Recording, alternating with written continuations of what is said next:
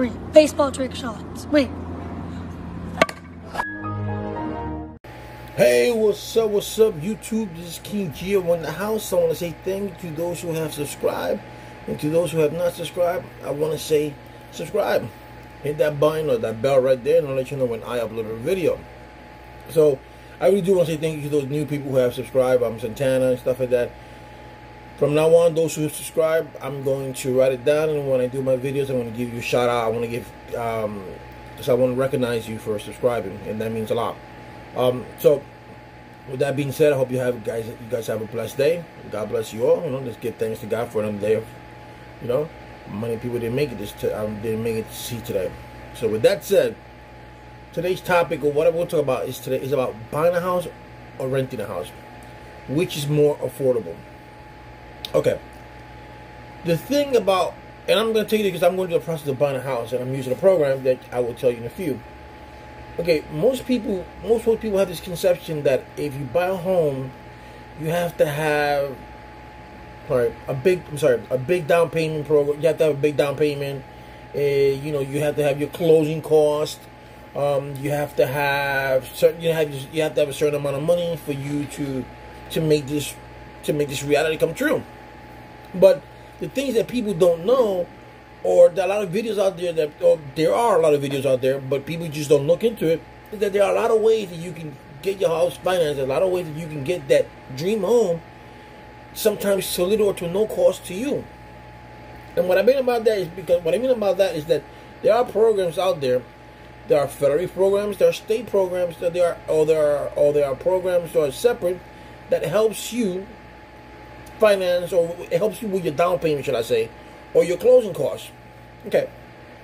And what I mean about that, if you go for a conventional loan, most conventional loans want you to have 20% down, meaning that you put 20% house down on the house, or 20% down payment on the house, and you don't have no PMI. That's private mortgage insurance, meaning that a PMI is a mortgage insurance that allows the bank you take out an insurance that in case you default on that, if you default on that mortgage, then that insurance pays. That insurance pays for that mortgage, so it's off the hook, right? The conventional loan, 20% down, you don't have to do a PMI. Okay. So you have different programs in which you can go to for down payments. Okay. So you have an FHA program, right? They just take this, you have an FHA program that with this credit score of 620, and I've seen people who go down with a credit score as far as 580, right? But as far as 580, and as long as your debt to ratio income is good, meaning that your debt to income, meaning that your income can cover your debt. Your debt is not too high. You're making more than what you owe, right? So if you have a debt, let's say of $20,000, but you're making $200,000, that's okay. I'm just giving you an example. You could lower that down. You have a debt of $1,000, and you're making $40,000 a year or less. You can pay that off, depending on how much. They also take into consideration how much you're paying into rent, because they just say you're paying $2,000 in rent, and you owe $1,000 in whatever, in credit cards or whatever the case may be. And then they take those $2,000 that you're paying in rent, and they say, you know what? We're going to eliminate those $2,000 because those $2,000 that he's paying or she's paying rent is no longer going to be there. So that debt ratio will go even lower. So it gives you a better chance, right? So you have an FHA program which that helps you with your down payment. What I mean with that is that you don't have to give out a 20% down payment, right? You can give down as far as 3.5% on your down payment, right? 3.5% down, of down payment. So that's not bad. That's not bad. So if the house costs $100,000, you get 3.5 down. That's good. Now comes the closing costs. You do a closing cost can go to $6,000, $7,000, $8,000, depending on the amount of the house. Usually 1% is 1% of the price of the house, right? There are programs to help you with that too. There are programs like the Chenoa program helps you pay for your down payment. For your closing costs. There are sometimes you can roll in your down payment into your loan. depending if the appraisal. I know with USADA you can, depending on the appraisal. If the appraisal is more than what the house is selling for, you can roll it into it. So you got a program like that, but you got program like the Chenal program. The Chenal program, you got to check your state, see if they have the Chenal program. And the Chenal program is basically is that they loan you a certain amount of money, sometimes $8,000, and that covers your closing costs and it covers your down payment or your closing costs, either one. And if you make 36 months, which is 3 years of consecutive payment, that loan is forgiven, right? That's great. You have a forgiven loan. You can also go. North Carolina it's been like a year and a half now that they have a down payment program, which they give you $8,000 for closing costs or down payment, $8,000. But the thing with that one is that you have to live it 15 years. You have to live the house for 15 years. And those 15 years that you live that house, you 15 years you live the house. After the 10th year, they start deducting away 20% until the 15th year, and in the 15th year, then that loan is forgiven. You're not paying the loan per se. You know what I'm saying? So let's say they give you $8,000. That doesn't go into your original. That doesn't go into your financing. That doesn't go into your loan. It just stays there. You know. And if you don't, and if you leave, the thing is that if you leave the house, what it can be, then you have to pay them back those $8,000. But if you stay, it's like staying in an escrow. It stays there. It stays there. It stays there. And once you reach the 10th year, then they say, you don't have to pay $6,000. Now you don't have to pay $4,000. Now you don't have to pay not until it's forgiven, right? Well, those things about that, the things you can with those programs. That one, you cannot rent your house. With the FHA program, you could rent your house after you lived it for a year. So let's say you lived it for a year, and you want to rent it, you can rent it, right? My best thing is that if you want to, you can get yourself a multi-home, meaning that has two sides. One side has 3 bedrooms, the other one has 3 bedrooms, and you rent that because you have to, under these loans, you have to reside in them for a year. You have to make that your permanent resident. So you make this house, one side you rent it, and the other side you live it. So you're living rent free. So because you have that other house, you have the other tenant pay for your rent. So you're paying for 2 houses in one, so to speak, right? And then if you want to, after the year, you can have both units rented, which isn't bad at all, right? So you got the Chenal program. So you can ask the seller to meet you halfway in the down payment, or they can go as much as 6% on the closing costs. Some sellers do it. Some sellers just to get rid of the house if the house has been on the market for a long time. You know, I want to get rid of this, blah blah. You know, so you could say, let's say a house costs $80,000, right? And you could say, you know what, I'm gonna offer you $83,000. The bank gives you $90,000. Let's say, and you say I'm gonna give you $83,000 or $84,000. You put in the closing costs. So they wanted $80,000, but you're giving them $83,000 or $84,000. They're gonna say yes because they're still gonna make that money. They're still gonna get their $80,000 regardless. You offer them $84,000, so that $4,000 that you offer, that $4,000 that you're offering them extra, will pay for the closing costs. You know, and if you're looking into nickels and dimes, you're only paying maybe a couple of dollars more on your mortgage. So think about your mortgage as a rent, you know, but it's your own house. A lot of people be like, well, you know, if something gets damaged, but that's where you assess the house before you buy it. Depending on the age, depending on everything, you take homeowner insurance on it. Some of them are like $600 a year, and whatever that home insurance covers, whether it could be appliances, could be pipes, can be air conditioning. You know, and some of them. My sister has one that she pays $50 if something gets damaged. She pays $50. They come and assess it. If they can fix it, they'll fix it. If they can't fix it, they'll give it to you brand new. And you're only paying for it for $600 a year. So that's not bad at all. You know? Me, what I'm going to do when I get, when you know, God willing, I get this house, the pipes are already good and stuff like that. I'm going to, we live in a well. It's going to be a well water, so that's good. I'm going to check out all the equipment, I'm going to check out the equipment and everything. I already seen it, but everything looks so good so far. So I'm going to take out the septic tank. The septic tank was changed. I mean, not changed, was clean like maybe they say 4 or 5 years ago. I'm going to have that clean so I can start with a new slate with that. Check all my fixtures, everything. When I saw it last week, everything looks good. The plumbing looked good, so it looks like a good house. It looks like a good home. So you gotta make sure you do your due diligence when you buy these things. Because I know when you rent a home or when you rent an apartment, that all befalls on the landlord. So the pipe breaks, the landlord's gotta fix it. If the light fixture breaks, the landlord's gotta fix it. If this breaks, then the landlord fix it. That's on them, you know. But you're still paying light, you're still paying water, right, on your home, on the apartment, depending on where you are. Because if you're in New York, if you're in the projects like NYCHA, you don't pay for water, and you don't pay for water, you don't pay for light. Go figure, right? So those are the things that you gotta take into consideration. And like I said, you don't have to have this big down payment if you want.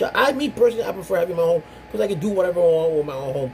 I can tear down a wall if I want to. If I wanted to paint the black, I don't want to. If I wanted to do this, I'll do that. In a home, in an apartment, you have to be restricted. You know, if you're paying, say about it this way, if you're paying $1,000 and some odd dollars for an apartment, and you can get a home, you do it. Just make sure that your property taxes are low, depending on the way you live at. You can make sure that you get yourself to your house that you can commute to. If you don't mind commuting an hour to your home, but at least an hour from your house to your home. From your home to your job. There's no problem. That it meets. You know, if you have to see a doctor, you can get to a doctor too. If you have a family member needs to see a doctor. Whatever your needs are, you gotta make sure that when you buy the house, you feel comfortable that you don't mind driving, or there are services that can go pick you up. There's a lot of things, but I prefer me buying. For the simple fact is that you buying it gives you that empowerment. It's your home. It takes value after a certain amount of time. If you add to it, you know, you get equity on it. So now that's that. Now you got another loan. You got the USDA loan. Yes, it's like the United States Department of Agriculture. They have loans, and that United States Department of Agriculture. The only thing is that home has to be in a rural area, right? So like in a camp or the case may be. So you gotta get onto their website. You see a house that you like. You put in the address and say this house qualifies. If the house qualifies, I'm gonna say something. The FHA loan does have a limit cap on houses that you can buy. I think it's either $300,000 or $400,000 that they give you for a limit. USDA loans don't have a cap. So you find the house, right? You find the house, and also go by credit scores. But you can have your score can be lower. You get the house, you like it, you put in the address, and if it qualifies, right? If it qualifies, and you apply for the USDA loan, and then the USDA loan, you don't have to give a down payment at all. No down payment. All your cost is to you is the closing cost, and you don't have to have a home inspection, which I highly recommend that you do, because I did that. And if it wasn't for a home inspection on my first house, I would have bought it, and it would have been a disaster. But you do yourself a house inspection if you don't want to, but if you want to, like I said, you should do it. The inspection, then the appraisal. If the appraisal, let's say the house is $100,000 and the appraisal comes back and it says the house is worth $120,000, then you can take that back. You can take the closing costs and you can roll it into your payment, into your mortgage. Or again, you can have the owner put 6% down or whatever percent they feel comfortable with, and then you pay the rest, which isn't bad. You know, there are costs. You know, there are costs that you gotta pay up front, like when you make a bid to the house. Like in North Carolina, you gotta pay your due diligence. You gotta put money into the escrow, which is right now. I put $600 in the escrow and I put $200 in due diligence. Due diligence money in North Carolina, that's the only money. They keep it regardless if you back out or not. And the $600 that goes into the payment once I sign the papers, or my wife and I sign the paper, it goes into that. So it rolls into that. So you gotta make sure. So those you gotta have a couple of thousand, maybe $2,000-$3,000 in the bank. But at the end of the day, for me, it's worth it. You know, it's worth it. So you have the VA loans is not down payment. Oh, and the USDA loan, the PMI on that, because you have to get a PMI. the PMI on that one is much, much cheaper than your FHA loan. So you'll be paying much less. Much less. I'll give you an example. The house that I'm getting is $69,000. My mortgage is $498 a month. No well water. It's well water, so there is no water bill. Electric bill, yeah. A gas bill, we got petroleum. So at the end of the day, maybe you're paying $700 a month compared to $2,000 that I pay here. Okay, but think about that. There's a big difference. It's like 0.38 square feet. That's like 14,000 square feet. The whole entire 17,000. The whole entire the lot itself is 14,000 square feet. So it's not bad. $498. It's not that bad. And then I'll get myself some home insurance so in case something does happen, that I can say, you know what, I need this to be repaired. The refrigerator goes out, the stove goes out, the AC goes out for whatever reason. It's covered. It's covered. You know, home insurance is another thing. That one's like, and then the property tax is only $598 a year. $598, and if you're 62 years or over, or if you're handicapped, you can go to the tax assessor's office or the mayor's or another mayor's office, the city hall office, and apply for a tax break. And if you qualify for those tax breaks, they might even lower. They might even cut your property tax in half or 3/4 of it. So there's a lot of things a lot of people don't know. You know, you don't have to go into buying a home and they go, oh, you know what? This is going to be great. I mean, this is going to be too much. I can't afford it. No, you can't afford it. You can't afford it. You know, it's like they say, it all comes down to location, and where do you want to live. But it's affordable. It really is. It's not something that you have to break your brains out and say, okay, blah this and blah that. A lot of things to take into consideration. But like I said, I prefer buying than renting. And at the end of the day, if it doesn't work out, it doesn't work out. But at least you tried, right? But that's not the goal here. The goal here is to succeed. And that's what I'm doing this video. I want people to buy their own home and succeed in 2020. Because 2020, like I said, my motto is, don't think it, do it. Don't say that you're going to do something this year. Just do it. Period. You know, you just do it. Don't put your mind to it. Just write it down. Stack it away. And at the end of the year, say, this is what I've accomplished. I really did deal with. So like I said, so those programs, so you have those programs. Check with your state with the down payment programs. Check with your state with the closing pay programs. You have also rehabilitation. If you buy a house, the FHA can give you a 203K rehab loan. You can fix up the house. You can put a new bathroom. You can put a new kitchen. You can't put no pool, nothing like that. You know. But you could rehab the house. You can make it up to par. There's some like in upstate New York. You got some homes that if you qualify for it, they pay for everything as long as you live it. And then if you move out of the house, then that person has to qualify for that program, and that program continues. Also, one of the things is that USDA, you cannot rent out your house. USDA, you have to live the house for the remaining of whatever 30 years you take out the loan. But you can always refinance, and that's another subject. The refinancing means that you're taking the refinance company is taking that mortgage and you're making it their mortgage, and then they pay the USDA, whatever, they'll pay the bank off, and you're dealing with them now. And in most cases, refinances is a much lower interest rate, so you pay less, but you gotta start all over again. That's the only thing. So those are the things that you gotta consider. And then refinancing, you also have to have a down payment and blah blah. But it all depends. It all depends how it works out. But that's another story. But check out the programs of where you live at. Check out the some programs you have to take a course. A 2-hour course or 3-hour course, whatever it can be, or something you have to be volunteers.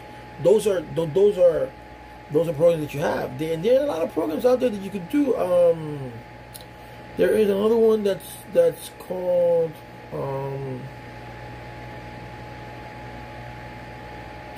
I forgot, but I will put a description down on it. But there's a program which helps you build your own home, but you have to volunteer. You have to depending on the state where you're at, You have to do sometimes 200 hours of community service. But then you're building a home for yourself, or you're building someone else a home, and then those people will build the home for you, and it's called home. You can also you own your own home. It's at a lower rate, way lower. Those there are programs that you got. If you don't want to buy a home, you want to buy a home, but you don't know what to buy. You also have mobile homes, which is called not conventional. It's called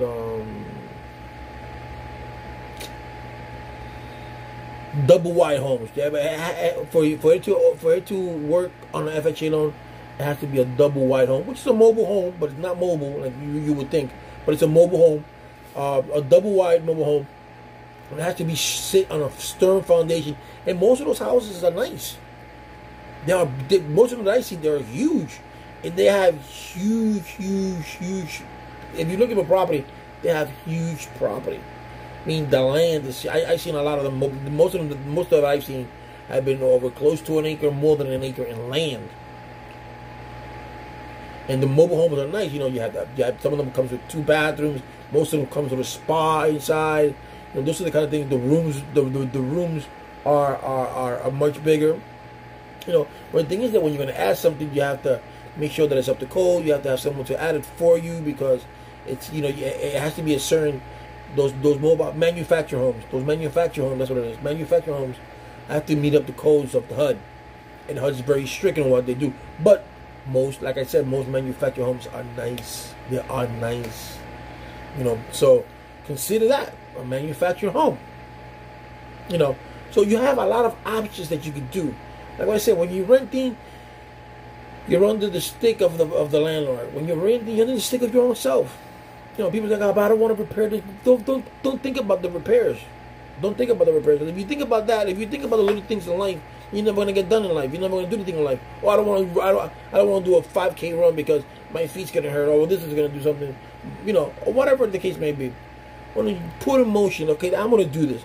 Okay, if I have to repair this, I repair it. If I have to do this, so you start saving money. If you got a good chunk amount of money saved, then you don't have to worry about it. But if you don't have money and you're going to buy a house, you start saving your money. So if those $2,000 that you were paying for rent, you're only paying $500, $600, $700, $800 a month now. So you're saving $1,200 a month, right? So you take those $1,200 a month that you're saving, and you put it away. And if you need some money to buy this and buy that, you take it out of there. But you're saving those $1,200. So on a rainy day, you got that money. I gotta pay this. I gotta pay that. But it's your own home. A lot of people are against renting. I mean, a lot of people are against buying, just rent it because blah blah blah blah. I prefer buying. Like in Puerto Rico, if you buy in Puerto Rico, you don't have to pay for the insurance. Your house is not. You don't have to pay for the insurance house. Depending on the amount of the house. After you, I think I'm not sure. So don't quote me on this. After you pay $100,000, if the house is worth $100,000 or more, then you gotta pay property taxes. But normally you don't pay property taxes. So if you pay the house or you don't pay the house, well, if the bank forecloses, but if your parents never pay taxes in the house, they're not gonna take it away from you, or whatever the case may be. But you don't pay property taxes. So if you buy the house and you pay for it cash, you have to pay property taxes. If you do a 30-year loan or 15-year loan and you bought the house and the loan is paid for, you don't have to buy property taxes.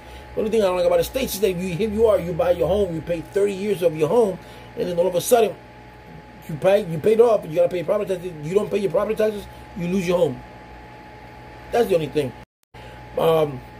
So to get away from that, how do you 30 years, so if your mortgage is $700 a month, and you want to lower down the years or the months that you're gonna pay, so pay a little bit more, pay $100 more for that mortgage if you can. $700 this month I want to pay $800. If you can pay 2 months in advance, you pay 2 months in advance. Things like that, like if you were paying $2,000 for a house and you're paying $600 here, 6, 12, 18, 24, so you pay 3 months in advance, you're good.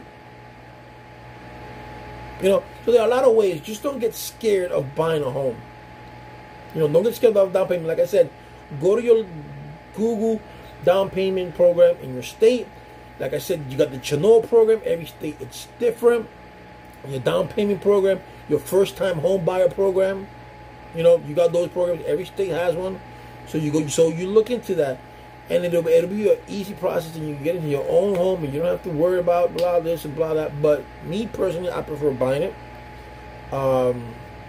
It's not saying that, oh, why would I rent to make someone else rich? No, because that person has to make money.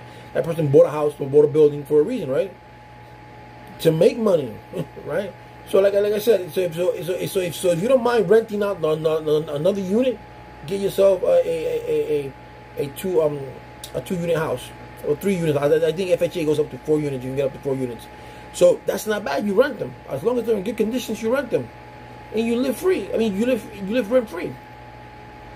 You know, but once you live, when you do things like that, you make sure that you rent it to the right person. If you're gonna rent it through Section 8, make sure that you wean that person out. Make sure that you do a background check. Make sure that this person never owed anything before. Make sure that this person is a good tenant, because that's what you want. You want a good tenant. Because when you tell them it's time to leave and the contract is up and they're gonna go somewhere else, they don't leave the house in shambles. Then you have to make all these repairs. Okay, so you gotta do your due diligence when you do rent out. But other than that, if you're doing it on your own, just go for it. Check out the program that your state has. Check your local program. Check the banks. Check, make sure that you get a nice interest rate. When they tell you lock in, you lock in. If you find that it's interest, the location, the distance between your house and the hospital, the mall, whatever it is that you want to be close to you, or whatever it is that you need to be close to you. Like I said, location is very important. Okay, so guys, I hope this video has helped you out. If it did, hit that like button, subscribe, let me know what you think. Like I said, I wish you guys the best of 2020, and just don't think it, man. Just do it, buddy. Just do it. 2020 is your year, man. It's our year for everybody, man. God bless you guys.